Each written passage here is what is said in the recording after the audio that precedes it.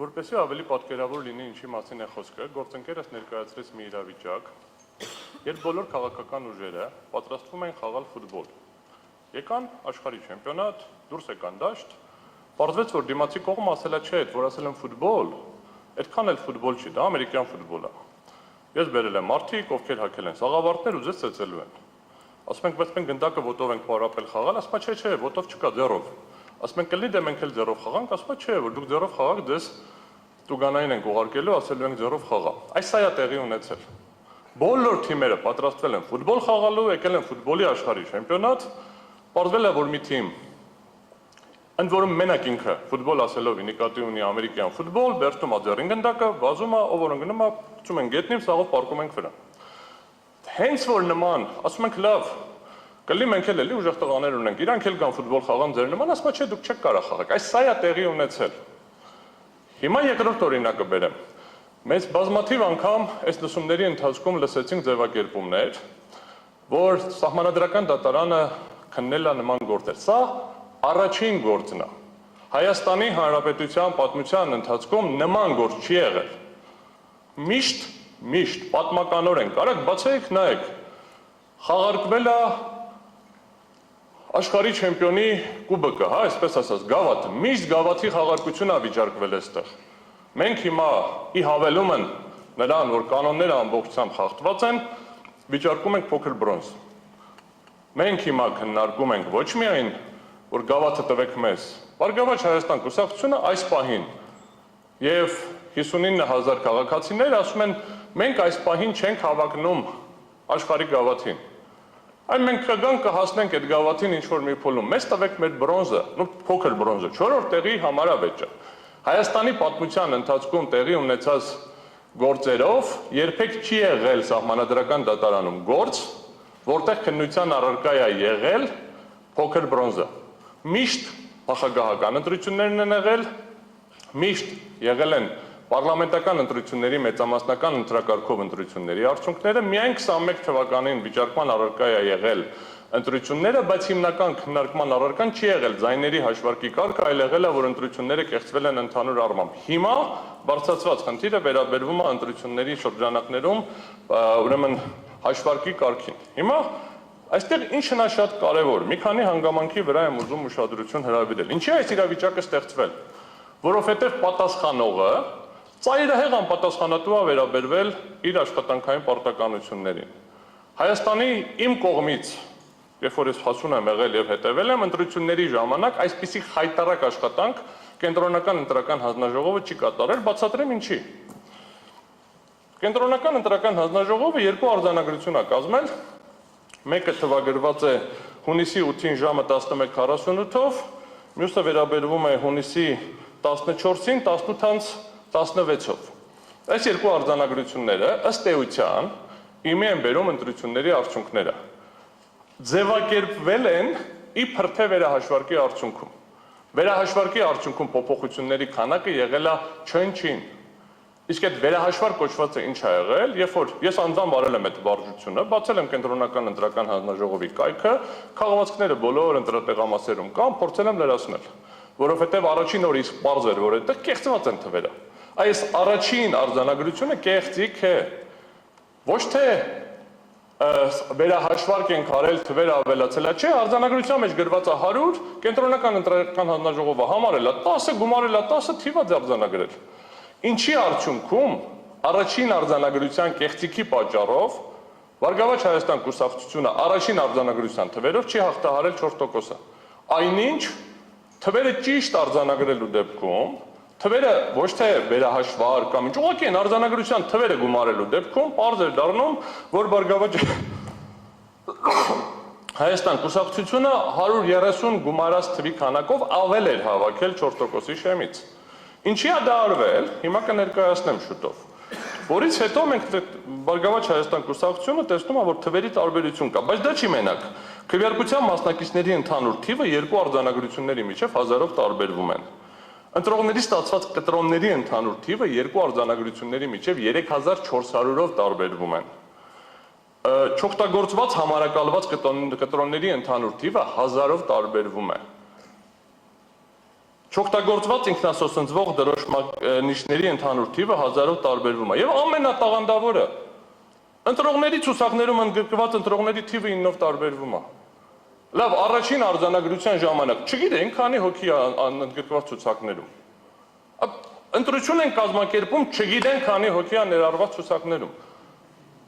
Սա է ցույց տալիս, սա ինչի է ֆունդամենտալ կարևոր, բարձր դատարան։ Երբ որ մենք իրականացնում ենք գործընթաց, որի սկզբի կանոնները փոխվում են, կանոնները իրականացնում են ոչ իրավաչափ, հաշվարկի մեխանիզմներում չկա վերահսկողական գործիքներ, անհնար է ստուգել ոնց են հաշվել, ոնց են գումարել։ Այս են դասական անեկդոտի օրինակն է, ասում ինչ ուզում ես արա, կարևոր այն ով է հաշվում։ Այս վիճակում ենք մենք հայտնվել։ Եվ դրանից հետո մենք տեղի ունենում հաջորդ զարգացումները։ Հիմա անունը դնում ենք, որ տեղի ունեցել վերահաշվարկ։ Վերահաշվարկի արդյունքում իրականում որոշ թվերի փոփոխություններ եղել են, բայց դա վերահաշվարկ չէր։ Վերահաշվարկի իրական խնդիրը որն էր, աղյուսակի մեջ տվյալները թերություն ունենք, սխալ ենք լրացրել։ Ես խնդրում եմ, երբ որ իրենք իրենց անձնական տնական բյուջեն կհաշվեն, ոնց ուզում են աղյուսակի մեջ լրացնեն։ Հայաստանի Հանրապետության իշխանության կրողի որոշումները, երբ որ լրացնում են աղյուսակի մեջ, բարի լինեն կիրառեն այնպիսի մեխանիզմներ, որպեսզի այդպիսի տեխնիկական, իսկ իրականում ես ասում եմ հանցավոր թերություններ հանդես չգան։ Նորից եմ կրկնում, ոչ թե ծրարը լավ չեն գցել, լավ են գցել, այդ բոլորը ներկայացրեցինք ոնց են ազդել։ Լավ է, դրանից հետո են քաղաքացիները, որ եկել ծրարը գցել են, հաշվել են, ընտրատեղամասերում հաշվարկը արել են, աղյուսակը կազմել են, այս աղյուսակի տվյալները դիտավորյալ սխալ հաշվելու նպատակը որն է։ Իսկ եթե դա անփութությամբ է, դա նշանակում է, որ կենտրոնական ընտրական հանձնաժողովի եւ ընտրական հանձնաժողովների ամբողջ համակարգի աշխատանքը ամբողջությամբ խաթարված է։ Ինչը նշանակում է, որ անհնար է գնահատել ընդհանրապես ազդեցությունը։ Հիմա անցնեմ կոնկրետ սպეციფიկ դեպքին փոքր բրոնզի հարցին, որովհետև այստեղ խնդիրը կրկնում եմ, միշտ պատմականորեն քննարկվել է ազդեցության չափը, այստեղ ունենք շատ հստակ ազդեցության խնդիր։ Կենտրոնական ընտրական հանձնաժողովի երկու գործողության արդյունքում առանձին վերցրված եւ օրենսդրական կարգավորումների մեր կարծիքով հակասահմանադրական լինելու հետևանքով կրկին առանձին վերցրված միջնորդությունը կներկայացնեմ, ստացել ենք մի իրավիճակ, որտեղ Բարգավաճ Հայաստան կուսակցությունը չի ստացել 150-ի չափ ձայն, հենց ասենք, 153 ենք ոնց որ հաշվարկել, ձայն, որը բավարար կլիներ հաղթահարելու համար։ Հիմա, երբ որ տեղի է ունեցել վերահաշվարկը, չի կազմվել արձանագրություն։ Երբ որ տեղի է ունեցել վերահաշվարկը, կենտրոնական ընտրական հանձնաժողովը ընդամենը հայտարարել է, որ վերահաշվարկի արդյունքում այս կուսակցությունների ձայները փոփոխվեցին հետևյալ կերպ։ Մեկ այսքան ավելացավ, այսքան պակասեց։ Ներողություն եմ խնդրում։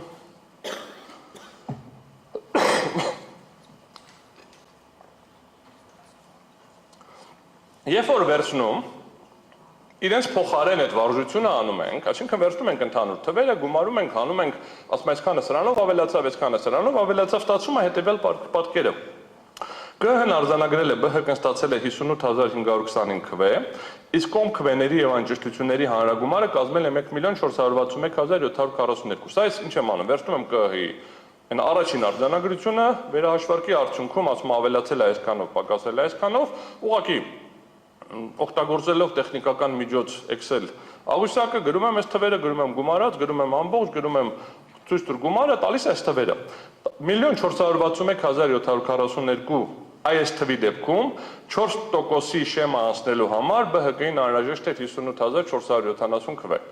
ԲՀԿ-ն հավաքել էր, հիշեցնում եմ, 58525 քվե։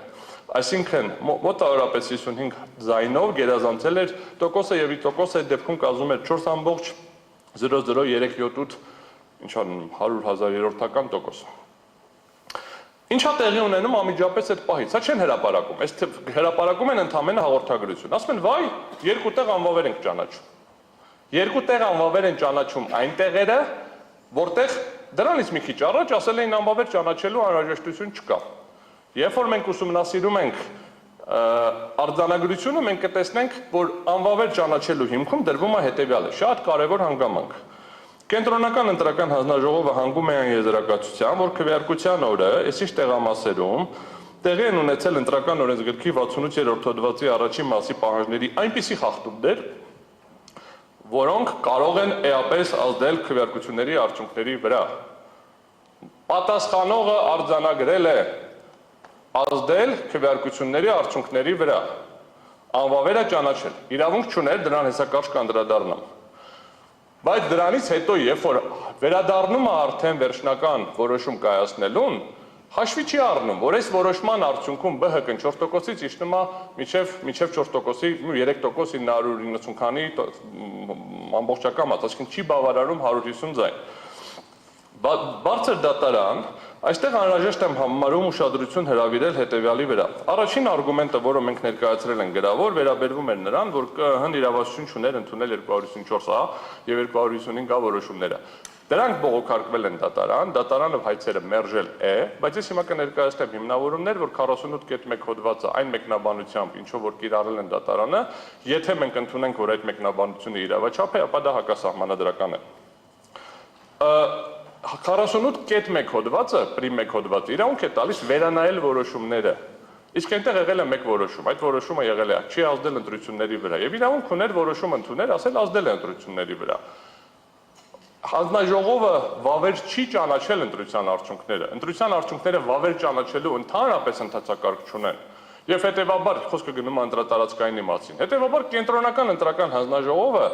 այդ որոշումը փոխելուց հետո վերջնական արդյունքներին պարտավոր էր անդրադառնալ արդեն երբ որ իմի էր բերում ընտրության արդյունքները ամբողջ Հայաստանի Հանրապետության տարածքում։ Սա առաջին արգումենտ։ Եթե ամեն դեպքում կլինի պնդում, որ դատարանի որոշում կա, այդ դատարանի որոշումը հաշվի առնեք, ես կասեմ շատ լավ։ Դատարանի որոշումը դուք էլ հաշվի առնեք, որովհետև դատարանը ուղղակիորեն գրել է կենտրոնական ընտրական հանձնաժողովն ազգային ժողովի ընտրության արդյունքների ամփոփման փուլում ստիպված է լինելու, վերջնական ուժի մեջ համտած բողոքարկման ենթակա չի, ստիպված է լինելու իր որոշմամբ արձանագրված խախտումների լույսի ներքո ընդունել որոշում առանձին ընտրական տեղամասում վերաքվեարկություն անցկացնելու մասին։ Խնդրեմ, պարտադիր էր, բարի լինեիք իրականացնեիք այդ գործառույթը։ Հիմա առաջին արգումենտը վերաբերվում է նրան, որ կենտրոնական ընտրական հանձնաժողովը իրավունք չուներ ընդհանրապես վերանայել։ Եթե մենք դիտարկենք, որ իրավունք ուներ, ապա 48.1 հոդվածը ըստ էության խաթարում է սահմանադրությամբ նախատեսված այն դրույթը, որ գործում է ընտրական հանձնաժողովների համակարգ եւ դրանց լիազորությունները սահմանում են օրենքով եւ ընտրությունների արդյունքները մի տեղամասում անվավեր ճանաչելու լիազորություն կենտրոնական ընտրական հանձնաժողովին տրված չի։ Երրորդ խնդիրը, որը բարձրաձայնում ենք, վերաբերվում է նրան, որ չի կարող Բարգավաճ Հայաստան կուսակցությունը եւ 58.500-ից ավել քաղաքացիներ տուժեն, որովհետեւ պետական մարմինը չի կարողացել իրականացնել իր պարտականությունները։ Չի կարողացել իրականացնել իր պարտականությունները այն ժամանակ, երբ որ այդ տարածքում գտնվող մարդիկ բարձրաձայնել են, որ ամբողջ գիշերը զինվորականներ են շարունակում մուտք գործել ընտրատեղամասեր,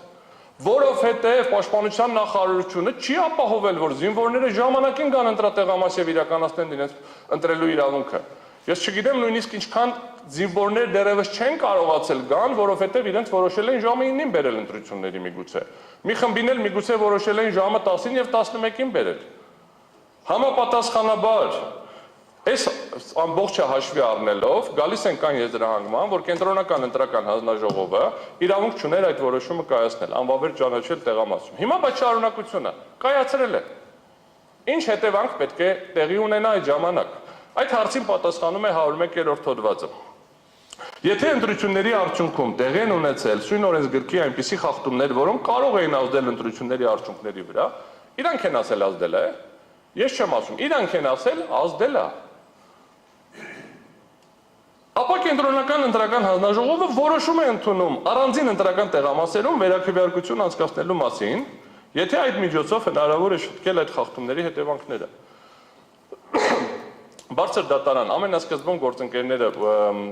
միասնության թևերից երբ որ ներկայացնում էին կասեցնելու միջնորդություն, երկրորդ որոշումը, բարձր դատարանը հստակ նշեց, որ ոնց որ կդիտեք դա էլ են քննարկել։ Ուրեմն երկու որոշումներից ոչ մեկում անդրադարձ չի կատարվել անհնարինության մասին, որ անհնար է շտկել այդ միջոցով, որ այս կետը կիրառելի չի։ Ընդհանրապես ուղղակիորեն գրել են, անցել են, արձանագրել են, անցել առաջ։ Ոնց որ չի եղել։ ԿԸՀ-ն պետք է ներողություն։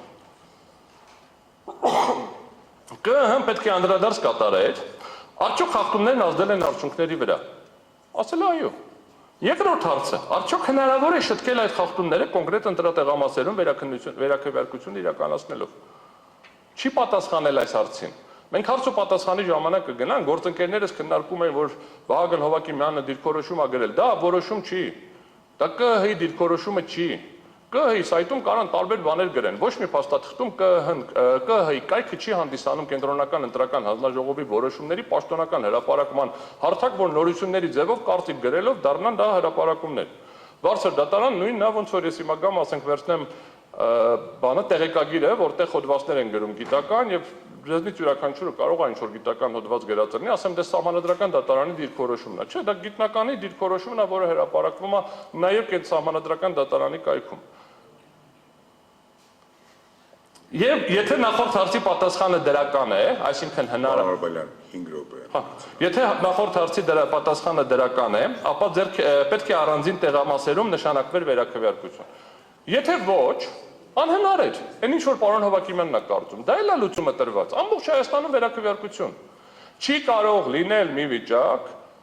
որ 4%-ը հաղթահարած քաղաքական ուժը կենտրոնական ընտրական հանձնաժողովի եւ ընտրական հանձնաժողովների թերի աշխատանքի արդյունքում ոնց որ մի հատ ձեռը ասում է խախտում անեմ, այն մյուս ձեռը գալիս է բռնում է, բայց տուժում է ԲՀԿ-ն արդյունքում։ Էսա խնդիրը բարձր դատարան, սա շատ պարզ մաթեմատիկական խնդիր է։ Ամփոփելով այս բաժինը, պնդում ենք, որ կենտրոնական ընտրական հանձնաժողովը ընտրական օրենսգրքի 48.1 հոդվածի լայն եւ հակասահմանադրական մեկնաբանության արդյունքում իրեն վերապահել է ընտրատարածքային ընտրական հանձնաժողովի փոխարեն ընտրության քվեարկության արդյունքներն անվավեր ճանաչելու իրավասություն եւ դրանից հետո էլ երբ ակնհայտ է եղել, որ որոշումներն ազդում են ընտրությունների արդյունքների վրա, մինչեւ որոշումները պնդում են ԲՀԿ-ն ստանում էր 4%, այդ անունը դրել են վերաքվեարկությունը վերահաշվարկ, բայց վերահաշվարկ չէ։ Ուղղակիորեն շտկել են բաները, իրենց նախկին կատարած թերությունները անունը այդպես դնենք։ Արդյունքում չի ստանում հիմա այդ որոշումների վերաքվեարկություն նշանակելու կամ ընտրություններն ամբողջությամբ անվավեր ճանաչելու կամ ամբողջ Հայաստանում վերաքվեարկություն նշանակելու փոխարեն որոշում է ընդունել մանդատներ բաշխելու մասին գործընթացը բացառելով ԲՀԿ-ին։ Հիմա բարձր դատարան այս մի առանձին արգումենտ էր, ի հավելում են, որ պետք է ընտրությունները անվավեր ճանաչվեն, հիմա ինչ հետևանքի մասին է խնդիրը։ Սահմանադրական դատարանի մասին սահմանադրական օրենքը, երբ որ քննարկում է ընտրական վեճերը, 3 հնարավոր տարբերակ է տալիս անվավեր ճանաչելու դեպքում։ Ամբողջ Հայաստանում վերաքվեարկություն, մանդատների բաշխման այլ կարգ կամ երկրորդ փուլ։ Մենք ներկայացրեցինք, որ անվավեր պետք է ճանաչվի։ Այս ոնց որ այս մի կետներ եւ գործընկերները արդեն երկրորդ օրնա ներկայացնում են բոլորը տարբեր ուղղություններով, տարբեր խախտումներին, որոշները մեղադրում են նաեւ իմ ներկայացված ուժին, բայց արդյունքում ներկայացում են, որ եղել են այնպիսի խախտումներ, որ ընտրությունների արդյունքներում անհնար է որոշել անձանց քվեարկության իրական կամահայտնությունը։ Ուրեմն իշխանության կրողը ինչա ցանկացել, ով լինի իշխանության, այդ չեն կարողանում իմանալ, որովհետեւ սկզբից ենք ազդել, շղթայում կա հաշվարկի խնդիրներ, վերջում էլ իմի բերելով թվերը չգիտեմ ինչի սխալ են գումարում։